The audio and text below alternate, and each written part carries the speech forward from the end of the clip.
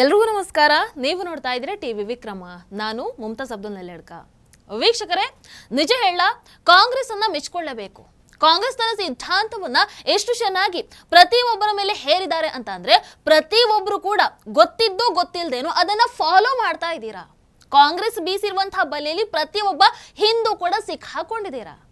ಇಲ್ಲಿ ಕಾಂಗ್ರೆಸ್ ತನ್ನವರನ್ನ ಯಾವ ರೀತಿ ಚೆನ್ನಾಗಿ ಇಟ್ಕೊಳ್ಬೇಕು, ಅವರನ್ನ ಚೆನ್ನಾಗಿ ಇಟ್ಕೊಳ್ಳೋದಕ್ಕೆ ಏನೇನು ಮಾಡಬೇಕು ಅನ್ನುವಂತಹ ಕಲೆಯನ್ನ ಬಹಳ ಅದ್ಭುತವಾಗಿ ಕರಗತ ಮಾಡ್ಕೊಂಡಿದೆ. ನಿಮಗೆ ಕೇವಲ ಎರಡು ಉದಾಹರಣೆಯಲ್ಲಿ ಅದನ್ನು ತಿಳಿಸುವಂತಹ ಪ್ರಯತ್ನವನ್ನ ಮಾಡ್ತೀನಿ. ಮೊದಲನೇದು ನಳಂದ ವಿಶ್ವವಿದ್ಯಾಲಯ. ವೀಕ್ಷಕರೇ, ನಳಂದ ವಿಶ್ವವಿದ್ಯಾಲಯ ಪ್ರಧಾನವಾಗಿ ಬೌದ್ಧ ವಿಶ್ವವಿದ್ಯಾಲಯ ಆಗಿತ್ತು, ಗೊತ್ತಲ್ವಾ? ಅದು ಬೌದ್ಧ ವಿಶ್ವವಿದ್ಯಾಲಯ. ಅದೇ ರೀತಿ ಡಾಕ್ಟರ್ ಬಿ ಆರ್ ಅಂಬೇಡ್ಕರ್ ಅವರು ತಮ್ಮ ಜೀವನದ ಕೊನೆಯಲ್ಲಿ ಯಾವ ಧರ್ಮವನ್ನ ಸ್ವೀಕಾರ ಮಾಡ್ತಾರೆ ಅಂತಂದ್ರೆ ಬೌದ್ಧ ಧರ್ಮವನ್ನ ಸ್ವೀಕಾರ ಮಾಡ್ತಾರೆ. ಹೌದಾ? ಓಕೆ, ಇದು ಈಗ ಒಂದು ಕಡೆ ಇರಲಿ.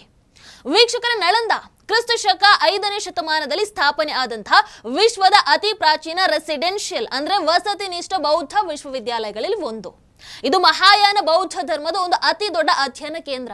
ಬೌದ್ಧ ಭಿಕ್ಷುಗಳು ಇಲ್ಲಿ ತತ್ವಶಾಸ್ತ್ರ ಆಗಿರಬಹುದು, ಧರ್ಮ ಆಗಿರಬಹುದು, ಧ್ಯಾನ, ತರ್ಕಶಾಸ್ತ್ರ, ವ್ಯಾಕರಣ, ವೈದ್ಯಶಾಸ್ತ್ರ, ಹೀಗೆ ಅನೇಕ ವಿಚಾರಗಳನ್ನ ಕಲಿಸ್ತಾ ಇದ್ರು. ಹಾಗಂತ ನಳಂದ ವಿಶ್ವವಿದ್ಯಾಲಯ ಕೇವಲ ಒಂದು ಬೌದ್ಧ ಮಠ ಮಾತ್ರ ಆಗಿರಲಿಲ್ಲ. ಬದಲಾಗಿ ಸುಮಾರು 10,000ಕ್ಕೂ ಹೆಚ್ಚು ವಿದ್ಯಾರ್ಥಿಗಳು ಬೇರೆ ಬೇರೆ ದೇಶಗಳಿಂದ ಕಲಿಕೆಗೆ ಅಂತ ಇಲ್ಲಿಗೆ ಬರ್ತಾ ಇದ್ರು. 2,000ಕ್ಕೂ ಹೆಚ್ಚು ಗುರುಗಳು ಇದ್ದಂತಹ ವಿಶ್ವದ ಮೊದಲ ಕ್ಯಾಂಪಸ್ ಮಾದರಿ ಶಿಕ್ಷಣ ಸಂಸ್ಥೆ ಇದಾಗಿತ್ತು. ನಳಂದ ಬೌದ್ಧ ಕೇಂದ್ರ ಆಗಿದ್ರೂ ಕೂಡ ಇಲ್ಲಿ ಬ್ರಾಹ್ಮಣರು, ಜೈನ ಪಂಡಿತರು ಪ್ರತಿಯೊಬ್ಬರು ಕೂಡ ಅಧ್ಯಯನವನ್ನ ಮಾಡ್ತಾ ಇದ್ರು. ದುರದೃಷ್ಟವಶಾತ್ 1193ರಲ್ಲಿ ಮುಸ್ಲಿಂ ಆಕ್ರಮಣಕಾರ ಭಕ್ತಿಯಾರ್ ಖಿಲ್ಜಿ ನಳಂದ ವಿಶ್ವವಿದ್ಯಾಲಯಕ್ಕೆ ಬೆಂಕಿಯನ್ನ ಇಡ್ತಾನೆ. ಇಡೀ ನಳಂದ, ಅದರಲ್ಲಿದ್ದಂತಹ ಗ್ರಂಥಗಳು ಎಲ್ಲವೂ ಕೂಡ ನಾಶ ಆಗಿ ಹೋಗುತ್ತವೆ. ಅದರ ಜೊತೆಗೆ ಒಂದು ರೀತಿಯಲ್ಲಿ ಪ್ರಾಚೀನ ನಳಂದದ ಆ ಒಂದು ಅಧ್ಯಾಯನೇ ಮುಗಿದು ಹೋಗುತ್ತೆ. 90 ಲಕ್ಷ ಗ್ರಂಥಗಳನ್ನ ಅವತ್ತು ಭಕ್ತಿಯಾರ್ ಖಿಲ್ಜಿ ಸುಟ್ಟು ಹಾಕ್ತಾನೆ. ಆ ಬೆಂಕಿ ಸುಮಾರು 3 ತಿಂಗಳುಗಳ ಕಾಲ ನಂದಲಿಲ್ಲ ಅನ್ನುವಂತಹ ವರದಿ ಕೂಡ ಇದೆ. ಇಲ್ಲಿ ಈ ನಳಂದ ವಿಚಾರದಲ್ಲಿ, ಅದನ್ನು ಸುಟ್ಟು ಹಾಕಿದ ವಿಚಾರದಲ್ಲಿ ನೋವು ಜಾಸ್ತಿ ಯಾರಿಗೆ ಇರಬೇಕಾಗಿತ್ತು ಹೇಳಿ? ದಲಿತರಿಗೆ ಇರಬೇಕಾಗಿತ್ತು. ಯಾಕೆ ಅಂತ ಅಂದ್ರೆ ಅಂಬೇಡ್ಕರ್ ಜಿ ಅವರು ತಮ್ಮ ಕೊನೆಯ ದಿನಗಳಲ್ಲಿ ಬೌದ್ಧ ಧರ್ಮವನ್ನ ಸ್ವೀಕಾರ ಮಾಡ್ತಾರೆ. ಹಾಗಾಗಿ ಇಲ್ಲಿ ನಳಂದ ವಿಶ್ವವಿದ್ಯಾಲಯ ಸುಟ್ಟು ಹಾಕಿದ್ದು ಬೌದ್ಧರಿಗೆ ಆದಂತಹ ಅನ್ಯಾಯ. ಬೌದ್ಧರಿಗೆ ಆದಂತಹ ಅನ್ಯಾಯ ಅಂತ ಅಂದ್ರೆ ಅದು ಅಂಬೇಡ್ಕರ್ ಜಿ ಅವರಿಗೆ ಆದಂತಹ ಅನ್ಯಾಯ. ಅಂಬೇಡ್ಕರ್ ಜಿ ಅವರಿಗೆ ಆದಂತಹ ಅನ್ಯಾಯ ಅಂತ ಅಂದ್ರೆ ಅದು ದಲಿತರಿಗೆ ಕೂಡ ಆದಂತಹ ಅನ್ಯಾಯ. ಒಪ್ಕೊಳ್ತೀರಾ? ಇಲ್ಲಿ ಕಾಂಗ್ರೆಸ್ ಏನು ಮಾಡುತ್ತೆ, ನಳಂದ ವಿಚಾರದಲ್ಲಿ ಹಿಂದೂಗಳು ಅಂತ ತರ್ತಾರೆ. ಇಲ್ಲಿ ಜಾತಿ ತರುವಂತಹ ಪ್ರಯತ್ನವನ್ನ ಮಾಡಲಿಲ್ಲ. ನಳಂದ ಹಿಂದೂಗಳದ್ದು ಅಂತ ಹೇಳ್ತಾರೆ. ಅದು ಬೌದ್ಧ ವಿಶ್ವವಿದ್ಯಾಲಯ ಆಗಿತ್ತನ್ನುವಂಥದ್ದನ್ನ ಹಾಗೆ ಮುಚ್ಚಿ ಇಡ್ತಾರೆ. ವೀಕ್ಷಕರೇ, ಇಲ್ಲಿ ನಳಂದ ಬೌದ್ಧ ವಿಶ್ವವಿದ್ಯಾಲಯ ಅನ್ನುವಂಥದ್ದು ದಲಿತರಿಗೆ ಗೊತ್ತಾದ್ರೆ ದಲಿತರಿಗೆ ಅದು ಸಣ್ಣ ಮಟ್ಟಿನ ಒಂದು ನೋವನ್ನು ತರ್ತಿತ್ತು. ಸಣ್ಣ ಮಟ್ಟಿನೆಲ್ಲ ನೋವನ್ನು ತರ್ತಾ ಇತ್ತು. ಯಾಕೆ ಅಂತಂದ್ರೆ ಡಾಕ್ಟರ್ ಬಾಬಾ ಸಾಹೇಬ್ ಅಂಬೇಡ್ಕರ್ ಜಿ ಅವರು ಕೊನೆಗೆ ಅದೇ ಧರ್ಮವನ್ನ ಸ್ವೀಕಾರ ಮಾಡಿದ್ರು. 1956ರ ಅಕ್ಟೋಬರ್ 14ನೇ ತಾರೀಕು ನಾಗಪುರದಲ್ಲಿ ಅಂಬೇಡ್ಕರ್ ಜಿ ಅವರು ತಮ್ಮ ಲಕ್ಷಾಂತರ ಅನುಯಾಯಿಗಳ ಜೊತೆಗೆ ಬೌದ್ಧ ದೀಕ್ಷೆಯನ್ನ ಪಡ್ಕೊಳ್ತಾರೆ. ಅಷ್ಟೇ ಅಲ್ಲ, ನವಯಾನ ಬೌದ್ಧ ಧರ್ಮ ಅನ್ನುವಂಥ ಒಂದು ಹೊಸ ಮಾರ್ಗವನ್ನು ಕೂಡ ರೂಪಿಸ್ತಾರೆ.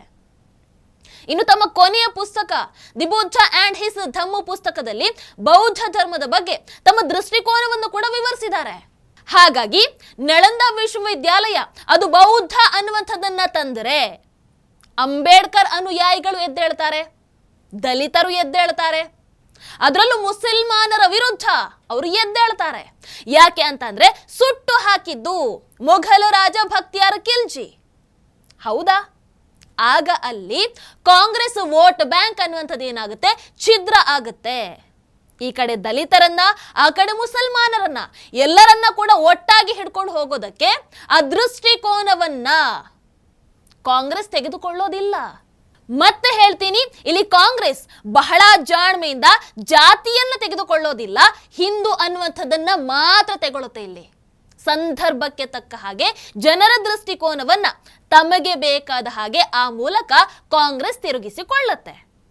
ಇನ್ನು ಎರಡನೇದು ಕಾಶ್ಮೀರಿ ಪಂಡಿತರು. ಕಾಶ್ಮೀರಿ ಪಂಡಿತರ ವಿಚಾರಕ್ಕೆ ಬಂದಾಗ ಇಲ್ಲಿ ಧರ್ಮ ಅಂತ ತೆಗೆದುಕೊಳ್ಳೋದಿಲ್ಲ, ಒಂದು ಜಾತಿಯನ್ನ ಮಾತ್ರ ತೆಗೆದುಕೊಳ್ಳುತ್ತಾರೆ. ನಳಂದ ವಿಚಾರದಲ್ಲಿ ಧರ್ಮವನ್ನು ತಗೊಳ್ತಾರೆ, ಜಾತಿಯನ್ನ ಬಿಡ್ತಾರೆ. ಕಾಶ್ಮೀರದ ವಿಚಾರಕ್ಕೆ ಬಂದಾಗ ಇಲ್ಲಿ ಜಾತಿಯನ್ನ ಹಿಡ್ಕೊಳ್ತಾರೆ, ಧರ್ಮವನ್ನ ಬಿಟ್ಟು ಬಿಡ್ತಾರೆ.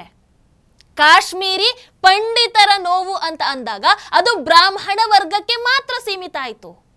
ಯಾಕೆ ಕಾಶ್ಮೀರಿ ಪಂಡಿತರು ಹಿಂದೂಗಳು ಅಲ್ವಾ? ಅಫ್ಕೋರ್ಸ್ ಹೌದು. ಆದ್ರೆ ಎಲ್ಲಿ ಯಾವುದನ್ನ ಹಿಡ್ಕೊಳ್ಬೇಕನ್ನುವಂಥದ್ದು ಕಾಂಗ್ರೆಸ್ಸಿಗೆ ಬಹಳ ಚೆನ್ನಾಗಿ ಗೊತ್ತಿತ್ತು. ಅದಕ್ಕೆ ಕಾಶ್ಮೀರಿ ಪಂಡಿತರು ಅಂತ ಮಾಡ್ತಾರೆ, ಕಾಶ್ಮೀರಿ ಹಿಂದೂಗಳು ಅಂತ ಮಾಡಲಿಲ್ಲ. ಇಲ್ಲ ಅಂತ ಅಂದ್ರೆ ಅಲ್ಲಿ ಹಿಂದೂಗಳು ಒಗ್ಗಟ್ಟಾಗಿ ಬಿಡ್ತಾರೆ. ಹಿಂದೂಗಳು ಒಗ್ಗಟ್ಟಾದ್ರೆ ಕಷ್ಟ ಅಲ್ವಾ ಇವರಿಗೆ? ಅದೇ ಎಲ್ಲರನ್ನ ಸಪರೇಟ್ ಮಾಡಿ ಇಟ್ರೆ ಅವರಲ್ಲೇ ಗುದ್ದಾಡ್ಕೊಂಡಿರ್ತಾರೆ, ಹೊಡೆದಾಡ್ಕೊಂಡಿರ್ತಾರೆ. ಇಲ್ಲಿ ಪಂಡಿತರಿಗಾಗಿ ಎಲ್ಲರೂ ಒಗ್ಗಟ್ಟಾಗಿ ಬರಲ್ಲ ಅನ್ನುವಂಥದ್ದು ಅವರಿಗೆ ಅರ್ಥ ಆಗಿತ್ತು ಕಾಂಗ್ರೆಸ್ಸಿಗೆ. ವೀಕ್ಷಕರ, ಕಾಂಗ್ರೆಸ್ ಈ ರೀತಿಯಾಗಿ ಜನರನ್ನ, ಅವರ ದೃಷ್ಟಿಕೋನವನ್ನ ಪ್ರತಿ ವಿಚಾರದಲ್ಲೂ ಕೂಡ ತಮಗೆ ಬೇಕಾದ ಹಾಗೆ ಸೆಟ್ ಮಾಡ್ಕೊಂಡು ಇಟ್ಟಿದೆ ಅವತ್ತಿಂದಾನೇ. ಯಾಕಂದ್ರೆ ಕಾಂಗ್ರೆಸ್ಸಿಗೆ ಇಲ್ಲಿ ಮುಖ್ಯವಾಗಿ ಬೇಕಾಗಿರುವಂಥದ್ದು ವೋಟ್ ಬ್ಯಾಂಕ್. ಮುಸ್ಲಿಂ ಓಲೈಕೆ ಮಾತ್ರ ಅವರಿಗೆ ಮುಖ್ಯ ಇದ್ದಂಥದ್ದು, ಅವರನ್ನ ಮೆಚ್ಚಿಸುವಂಥದ್ದು ಮಾತ್ರ ಮುಖ್ಯ. ಅದಕ್ಕೋಸ್ಕರ ಏನು ಬೇಕಾದ್ರೂ ಮಾಡ್ತಾರೆ ಅವರು. ನಳಂದ ವಿಶ್ವವಿದ್ಯಾಲಯದ ವಿಚಾರದಲ್ಲಿ ಜಾತಿ ಅನ್ನುವಂಥದ್ದನ್ನ ತರಲಿಲ್ಲ, ಹಿಂದೂ ವಿಶ್ವವಿದ್ಯಾಲಯ ಅಂತ ತಂದ್ರು. ವಾಸ್ತವವಾಗಿ ಅದು ಬೌದ್ಧ ವಿಶ್ವವಿದ್ಯಾಲಯ ಆಗಿತ್ತು. ಈಗ ಕಾಶ್ಮೀರದ ವಿಚಾರಕ್ಕೆ ಬಂದಾಗ ಪಂಡಿತರು ಅಂತ ತಂದ್ರು, ಹಿಂದೂಗಳು ಅನ್ನುವಂಥದ್ದನ್ನ ತರಲಿಲ್ಲ. ಅಲ್ಲಿ ನಳಂದದ ವಿಚಾರದಲ್ಲೂ ನಷ್ಟ ಆಗಿರುವಂಥದ್ದು ಹಿಂದೂಗಳಿಗೆ, ಇಲ್ಲಿ ಕಾಶ್ಮೀರದ ವಿಚಾರದಲ್ಲೂ ನಷ್ಟ ಆಗಿರುವಂಥದ್ದು ಹಿಂದೂಗಳಿಗೆ. ಯಾಕೆ ಅಂತ ಅಂದ್ರೆ ದಲಿತರು ಕೂಡ ಹಿಂದೂಗಳೇ, ಪಂಡಿತರು ಕೂಡ ಹಿಂದೂಗಳೇ. ಆದರೆ ಕಾಂಗ್ರೆಸ್ ಎಲ್ಲಿ ಎಷ್ಟು ಓಪನ್ ಆಗಿ ಇಡಬೇಕಾ ಅಷ್ಟು ಮಾತ್ರ ಓಪನ್ ಇಡ್ತಾರೆ. ನಿಮ್ಮ ದೃಷ್ಟಿಕೋನ ಯಾವ ವಿಚಾರದಲ್ಲಿ ಎಷ್ಟು ಇರಬೇಕು ಅನ್ನುವಂಥದ್ದನ್ನ ಕಾಂಗ್ರೆಸ್ ಕಂಟ್ರೋಲ್ ಮಾಡ್ತು, ಇವತ್ತಿಗೂ ಮಾಡ್ತಾನೆ ಇದೆ. ಒಪ್ಕೊಳ್ತೀರಾ? ಒಪ್ಕೊಳ್ಳೇಬೇಕು. ಇಲ್ಲ ಅಂತಂದ್ರೆ ವೀಕ್ಷಕರ, ಯಾಕೆ ಅಂಬೇಡ್ಕರ್ ಜಿ ಅವರಿಗೆ ಕಾಂಗ್ರೆಸ್ ಅದೆಷ್ಟು ಅನ್ಯಾಯವನ್ನ ಮಾಡಿದೆ ಗೊತ್ತಿಲ್ವಾ ಯಾರಿಗೂ? ಅಂಬೇಡ್ಕರ್ ಜಿ ಅವರನ್ನ ಎರಡೆರಡು ಸಲ ಚುನಾವಣೆಯಲ್ಲಿ ಸೋಲಿಸಿದ್ದು ಇದೇ ಕಾಂಗ್ರೆಸ್.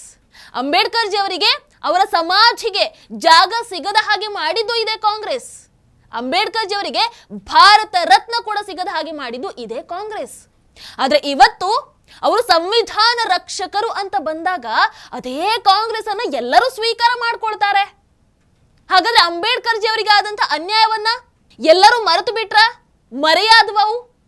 ಅವತ್ತು ಅಂಬೇಡ್ಕರ್ ಜಿ ಅವರಿಗೆ ಅನ್ಯಾಯವನ್ನ ಎಸಗುವಾಗ ಕಾಂಗ್ರೆಸ್ಗೆ ಗೊತ್ತಿರಲಿಲ್ಲ ಇದು ಇಷ್ಟು ದೊಡ್ಡ ವಿಚಾರ ಅನ್ನುವಂಥದ್ದು. ಯಾಕಂದ್ರೆ ಅವತ್ತು ಅವರ ಪಾಲಿಗೆ ಭಾರತ ಅಂತ ಅಂದ್ರೆ ಕಾಂಗ್ರೆಸ್, ಕಾಂಗ್ರೆಸ್ ಅಂತಂದ್ರೆ ಇಂದಿರಾ, ಇಂದಿರಾ ಅಂತಂದ್ರೆ ಇಂಡಿಯಾ ಅನ್ನುವಂತಹ ಮನಸ್ಥಿತಿ ಇತ್ತು ಅವತ್ತು ಕಾಂಗ್ರೆಸ್ಸಿಗೆ. ಆಮೇಲೆ ಜನರ ನಾಡಿ ಮಿಡಿತ ಅರ್ಥ ಆಯ್ತು. ಇಲ್ಲಿ ನಾವು ನಮ್ಮ ಹಿಡಿತವನ್ನ ಎಲ್ಲಿ ಸಾಧಿಸಬಹುದು, ಎಲ್ಲಿ ಜನರನ್ನ ಎಮೋಷನಲಿ ಕಟ್ಟಿ ಹಾಕಬಹುದು, ಎಲ್ಲಿ ಹಿಂದೂಗಳ ಮಧ್ಯೆ ಕಿಡಿಯನ್ನ ಹಚ್ಚಬಹುದು, ಎಲ್ಲಿ ಉರಿತಾ ಇರುವಂತಹ ಬೆಂಕಿಯಲ್ಲಿ ಚಳಿಯನ್ನ ಕಾಯಿಸ್ಕೊಳ್ಬಹುದು, ಹೇಗೆ ತಮ್ಮ ವೋಟ್ ಬ್ಯಾಂಕ್ ಅನ್ನ ಭದ್ರಪಡಿಸಬಹುದು, ಹೇಗೆ ಮುಸಲ್ಮಾನರನ್ನ ಓಲೈಸ್ಕೊಳ್ಬಹುದು, ಇವೆಲ್ಲವನ್ನ ಅರ್ಥ ಮಾಡ್ಕೊಂಡ್ರು. ಹಿಂದೂಗಳನ್ನ ಕಂಟ್ರೋಲ್ ಮಾಡಿದ್ರು, ತಮ್ಮ ಕಂಟ್ರೋಲಿಗೆ ತಗೊಂಡ್ರು. ಇಲ್ಲ ಅಂತ ಅಂದ್ರೆ ತಲೆ ಇರುವಂಥವ್ರು ಕಾಂಗ್ರೆಸ್ ಅನ್ನ ಸಂವಿಧಾನ ರಕ್ಷಕರು ಅಂತ ಹೇಳ್ತಾರ? ತಲೆ ಇರುವಂಥವ್ರು ಕಾಂಗ್ರೆಸ್ ದಲಿತರ ಪರ ಅನ್ನುವಂಥದ್ದನ್ನ ನಂಬುತ್ತಾರ? ತಲೆ ಇರುವಂಥವ್ರು ಕಾಂಗ್ರೆಸ್ ಅಂಬೇಡ್ಕರ್ ಜಿ ಅವರನ್ನ ನಿಜವಾಗ್ಲೂ ಪ್ರೀತಿಸ್ತಾ ಇದ್ದಾರೆ, ನಿಜವಾಗ್ಲೂ ಗೌರವಿಸ್ತಾರೆ ಅನ್ನುವಂಥದ್ದನ್ನ ನಂಬುತ್ತಾರ?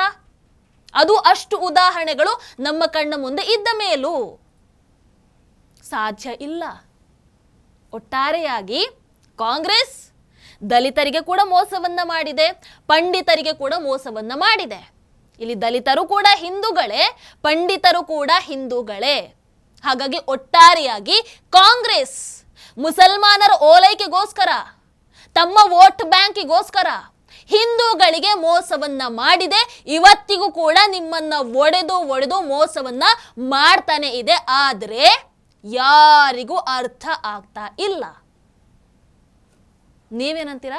ಕಮೆಂಟ್ ಮಾಡಿ ತಿಳಿಸಿ. ನಮಸ್ಕಾರ. ಟಿವಿ ವಿಕ್ರಮ, ದೇಶ ನಿಮ್ಮ ಕೈಯಲ್ಲಿ. ಈ ಕಾರ್ಯಕ್ರಮ ನಿಮಗೆ ಇಷ್ಟ ಆಗಿದ್ದಲ್ಲಿ ಲೈಕ್, ಶೇರ್ ಹಾಗೂ ಕಮೆಂಟ್ ಮಾಡಿ. ಟಿವಿ ವಿಕ್ರಮದ ಕಾರ್ಯಕ್ರಮಗಳನ್ನು ನಿರಂತರವಾಗಿ ವೀಕ್ಷಿಸಲು ಸಬ್ಸ್ಕ್ರೈಬ್ ಮಾಡಿ, ಬೆಲ್ ಐಕನ್ ಒತ್ತಿ.